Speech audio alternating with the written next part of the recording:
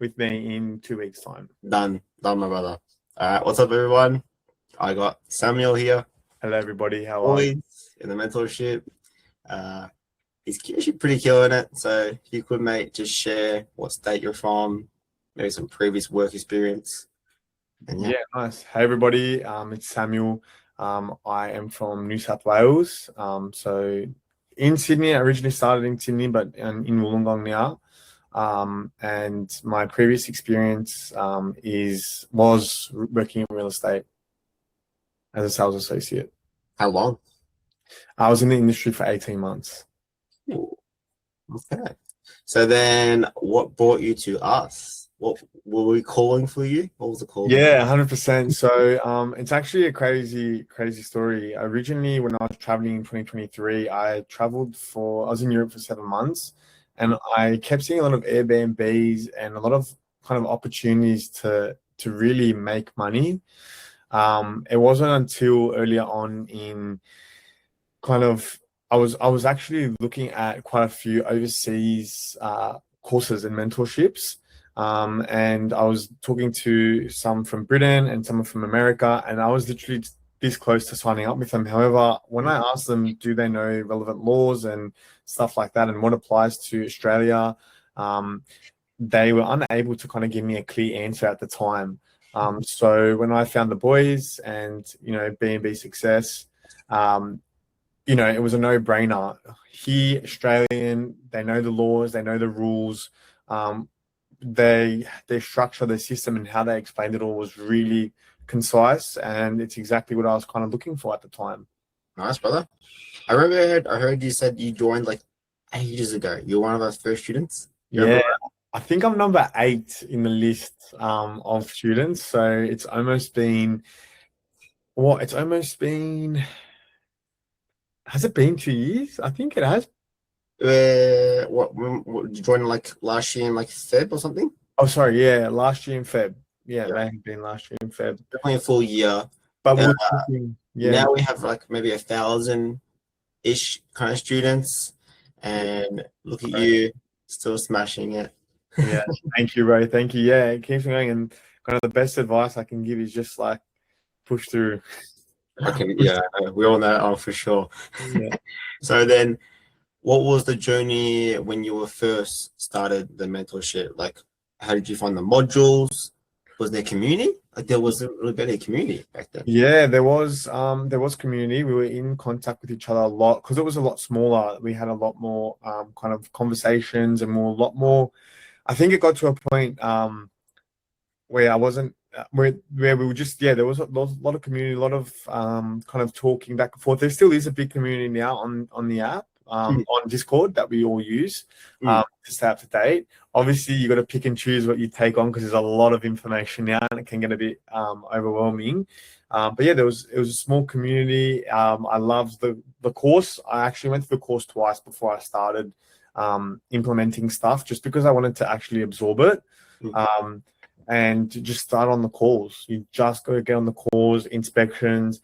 I was lucky enough to really build good connections with people, and that helped me kind of segue me into co-hosting. So I actually started on co-hosting, and I took up the opportunity from the boys to co-host a few properties, and that gave me the confidence. So guys, if you're still like just hesitant about outlaying additional costs for securing your first property, co-hosting is the best way to get your hands dirty get experience. I don't know, dirty sounds bad. Still a bit dirty. Yeah, no, really. But definitely, doing the cleans, like learn how to do the cleans and all that, because you appreciate the whole process so much more.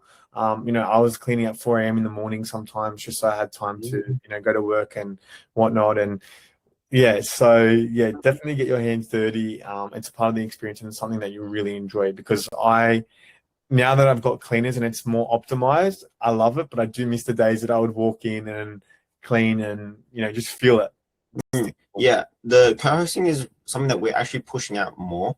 So Terence is working on a big co-hosting, like, new module, a part of the program actually. And we're noticing a lot more value for it, especially in like certain like states that are harder. or even like, of course, people that are lower in kind of capital, Yeah. it's an easier way to get in. Like for you, for example, or to build that experience so that you can start your portfolio from there. Yeah, 100%. And I recommend that. So guys, when Terence releases that, like that bit, I mean, I think there's something already on there, but when he deep delves into it, it's definitely something I would recommend doing, because it taught me a lot. It taught me a lot. Yeah, it's definitely a good way to get in as well. So then how long were you looking for that first property for? Was that a struggle? Look, I don't, is it fair to say that I've blanked out? No. That's all right. Because I had so much going on with like my job, and I was working and stuff going on. I can't remember exactly what. No, I do remember it was tough. It was tough because at the time, it was fairly new. So Airbnb in Sydney and rental arbitrage and whatnot was fairly new. So not many agents had heard about it at that point. Now it's a lot more common, and you kind of are able to straight away decipher which agents are open to it, which agents are not. And that kind of gives you a better indication of where this relationship will go. For myself, I was lucky to build, as soon as I saw someone not interested in it, I was like, okay, see you later. Like I didn't dwell on it. A lot of people dwell on, oh, this person said no, it's not, skip on to the next person. But it's the best advice I can give you is meeting the agents in person and at the inspections. Obviously, don't like read the room. If there's a full house, like if the apartment has 20 people there and you're trying to run to the agent and talk to them and like grab their attention, probably not. But if you're in a midweek open and there's like, you're at a midweek open and there's like 4 or 5 of you and you can see it's quite quiet, go up to them. Hey, my name's Samuil. I run a short-term rental stay for corporate clients. I'm looking to expand. We're looking to take on 2 to 3 more by the end of this month. What do you have available?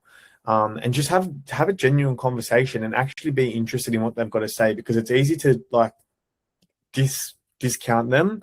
But the most important thing is that you really talk to them, listen to them. If they are open to it, then build on that trust. Be like, look, we maintain the property for under any maintenance issues under $150, we sort out straight away. Any further like repairs, like cleans, the place is kept immaculate. Wear and tear is very minimal due to the fact that we have customers that stay there and that need to be presented. It needs to be best well presented. Rent is always paid on time, like always paid on time. And that's something that you personally need to be responsible for 100%. Always make sure it's paid on time, even early, a few days early. It doesn't hurt if it's maybe 3 to 4 days earlier. By the time it takes the process, it will come out of your account. It will be due on that day anyway. So just really benefit that low turnover, long leases. Yeah, that's kind of the best thing, but you really show that in person. Don't rock up dressed, not presenting well. Look fresh, look good, smell good. Smile when you talk to them, even if they're not smiling back at you. There we go. Because it breaks down their barriers. I'm teaching you about a bit of real estate right now. Because it really comes down to how you present yourself. So and it is a challenge though. It is hard. Like the first one is the hardest, and then as you kind of progress, I notice it gets easier because you're more confident in what you're talking about. But once you lose momentum, it can feel very hard again. Really shows your real estate background, man. Really good. Sorry, I'm blabbing a bit too much. No, it was good. It was good earlier, man. So then after all that hurdles, I guess, we get into the first property and we're finishing it.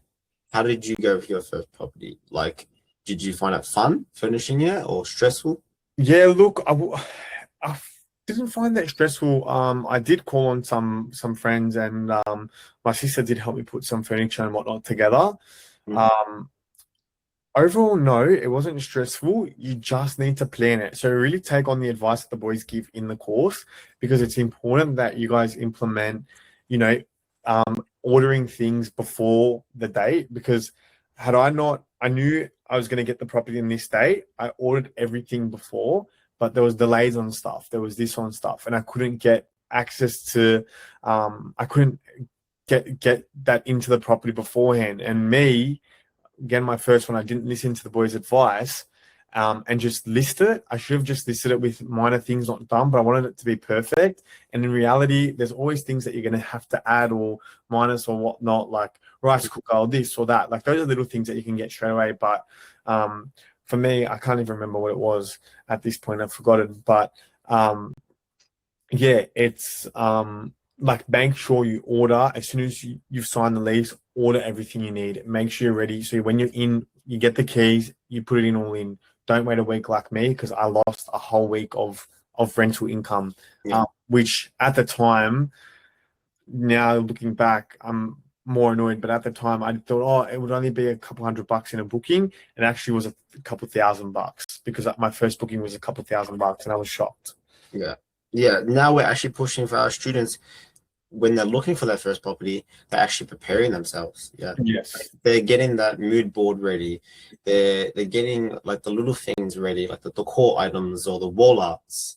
So you're not thinking about that stuff when you actually get approved. That little thing, those little things should be like if you can, as they're saying, get them done straight away. It shouldn't be something you're thinking about as like after or thing. Try get it done straight away, because they're the easy items are the least of your concern. It's the big items that you need to kind of be in ready and move in. And photography, make sure your photographer's booked in proper. I tried doing a bit of a cheapie on Airtasker. Wasn't too impressed. Find someone, pay them, you'll claim it back at tax end of the year. Exactly. Victoria, we've got an amazing photographer. Sydney, we got another amazing contact as well. So yeah, we provide this stuff as well with the mentorship. Yes, exactly 100%. Yeah, we did recommend back then as well. Back then though, I don't know why, I just thought I think it came down to availability as well, because I was booking in them last minute because I was behind on putting stuff in, because it had to be perfect. There is no such thing as perfect. Someone's always going to say, oh, I'm missing this or something's missing. Yep, no problem. I can bring you that. So people might try to find a perfectionist out of it, or they might kind of stress about it too much. Yeah. But the whole idea of all of this is you're not going to perfect it. You're trying to grow and learn with the business. Yeah. And just another tip, guys, the Sydney market is a lot tougher market to get into. But once you get into the Sydney market, it is much more profitable than all right, I'm kind of generalizing here, but from what I'm seeing across the Victoria and Melbourne and other states, Sydney has a premium on staying. So yes, it is tougher. Yes, you're going to get a lot more no's and rejections, but when you secure it and you get it up, because you will, if you're committed to it, again, it's all up to you. No one's going to do it for you. You will see, you'll reap the reward. Exactly, bro. Well said. So then you became live, right? You became a host. Yeah. Are you a Superhost or? Yes, I am a Superhost. Superhost 2. He's done well with the review. I got that in the first one. The only bad review I've gotten is a lady who complained about strata issues and I couldn't get it removed. So there you go. So still really well done. What would you say has been maybe the trick for you for being such a good host and becoming a super host as well? Yeah, so something that I did was put like a little book in, like a little like a little, what do you call them? Collage books. Like a diary or something? Yeah, like a diary, but like for thank you messages to be left. Oh yeah. And what so I put that in, but one of the biggest things I've kind of learned is being in a customer service background well before real estate or in property, it was really important for me to treat guests very politely, answer questions, and like try to see, like read the kind of messages, just being super polite, giving recommendations. I feel like everyone has commented on how polite I've been. It's my nature in general, but super with customers, I've always maintained that professionality, but also that kind and being genuine. So in your messages, yes, have the automated messages, but if they're asking questions or whatnot, it takes 2 seconds. we're on our phones a lot of the time. We can send a smiley face at the end of a message, or you can be like friendlier, you know. Mm. And you know, some people are from overseas, so it's their first time in Australia. You've got to be understanding that this is new to them. I know in my travels overseas, there were things that I missed, and I'm on the ball. So I was like, oh shit, and I was asking, you know, the hotel concierge or something. So remember, guys, you're providing a service. Um, you're looking after these customers. You need to be polite, professional, and genuine in saying that. So if that's something that you can kind of implement, you'll be a super host. You'll be a super host. It's not hard to be a super host. It's actually harder to be rude or short with guests or roll your eyes or come on guys. It's not hard. If they're missing a rice cooker, Kmart, 10 minutes, go buy a rice cooker, bring them the rice cooker. Stuff like that. Like just Very good initiative. Yeah. To add to that as well, even in the experience. So guests are looking for an experience. So yes. if they're coming to you to stay, the whole thing is an experience, right? So if they're going to be happy with the overall kind of service, apartment, building, location, everything, they're going to want to come back. They're going to want to leave 5-star review. Yeah. I write a cute little note on the diary. Yeah. No, you should see how cute the notes. I was actually thinking of putting the notes on my photos, but it's a bit. Oh, you could do that. Actually, Then it's a bit. I feel like it was a I think bit that's ratty. But some of the notes are so nice, man. I'm like, I reckon you should add a few of those. is she married or no? I'm joking. Joking, guys. Sorry. We still take those. We still take them. Yeah. So then for you, my guy, what are your goals now, like future-wise with the business? Yeah. So it's just continue to obviously learn and grow. I still feel fairly new. Like, as yes, I've got all this experience and all this knowledge, but I'm a strong believer in long life learning, and every person you meet, you'll learn something from, even if they've been in Airbnb for a week. It's really important you build connections with people in the community, because they might see something with fresh eyes that you miss. So continuing just to learn and grow and continue my knowledge and stuff, but also expand. I'm at the point now where I've played it a bit too comfortable, I feel like. Obviously my strategy, I kind of told you a bit earlier on that my strategy changed a bit, but for me, now it's just really putting in the gears and calling a lot more calls and securing a few more properties under my belt. That way I can just have a continual kind of cash flow of continued capital coming in, and then I can reallocate that to more projects. But yeah, it's important to have the bigger picture, but it's also very important that don't just look at the bigger picture and be overwhelmed. Look at the small steps, because that's what I think I was looking at too much, the bigger picture, and I forgot the small steps are the most important. It's true. Even seeing back where you come from. So then for your 2 properties, that you've been operating for quite a while now, then what are probably one of your biggest bookings that you've gotten, roughly on top of your head? Yeah, I do. So it was actually a booking a few weeks ago. It was 22K. Oof. But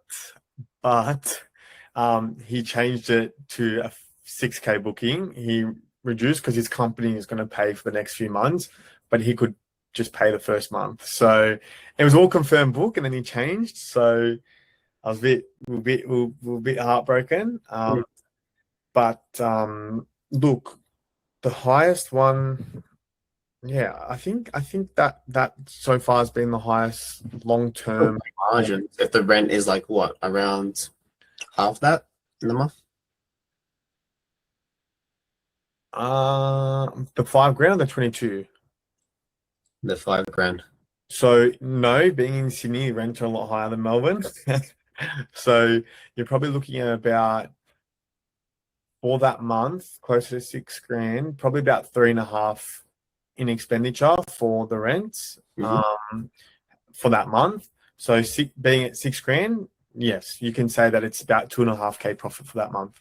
Nice. So yes, still about half. The hard issue is there was a lot of pressure on, at the time, especially last year, especially when a lot of the earlier on students were getting properties, the rental demand at that point was quite high. So it was very rare to get a kind of good deal. Always having to go kind of offer over. Now we're seeing, like, yes, the market rents have grown, but there has been a bit of a slowdown kind of, in those Sydney suburbs. So we have less competition. So it gives us a bit of an advantage. That's it, man. And last question for you, my friend. Yes, so sir. Imagine someone wants to join the mentorship, but they're hesitant, but they've got the money. What would you probably say to them? What have you got to lose? Like, actually sit down with yourself. It's a commitment. Like, this isn't a get rich quick scheme. You're not going to become a millionaire overnight and drive the supercars and have all that. This is a slow and steady, but it pays. Sorry, when I say slow, it's not going to take ages, but it's directly of what you input into it. Definitely, I would invest in yourself. This is an investment. So if you're going into this and saying, oh, I'm already worried about the 10K, it's not for you. It's not for you, because you're holding on to, you're already going into it scared and maybe not willing to learn. The best thing I can say is jump head straight in. You're seeing it, the results. There's real results. People like me and you are making crazy money, but we've put in the work beforehand. So invest in yourself, learn, follow the steps, and there's no way you can't do it. There's no way you can't do it. There's only way you can't do it is if you really don't want to do it. If you don't want to do it, then don't be here. But if you want to do it, be here. Is that fair to say? That's it, man. The risk. People scare the risk. Leave the risk out of it. Leave the fear out of it. Yeah. Just look at it from like a straight. There's always going to be logical in your risk. If you've got 10 grand and you have no money behind you to even get the next lease, then maybe it's not the right time for you, because you need to have the capital to be able to do this as well. A little bit of capital. It's just co-hosting. Like, if you have absolutely no money, start co-hosting. That's actually a very fair point. Going back to what we discussed before, co-hosting 100%.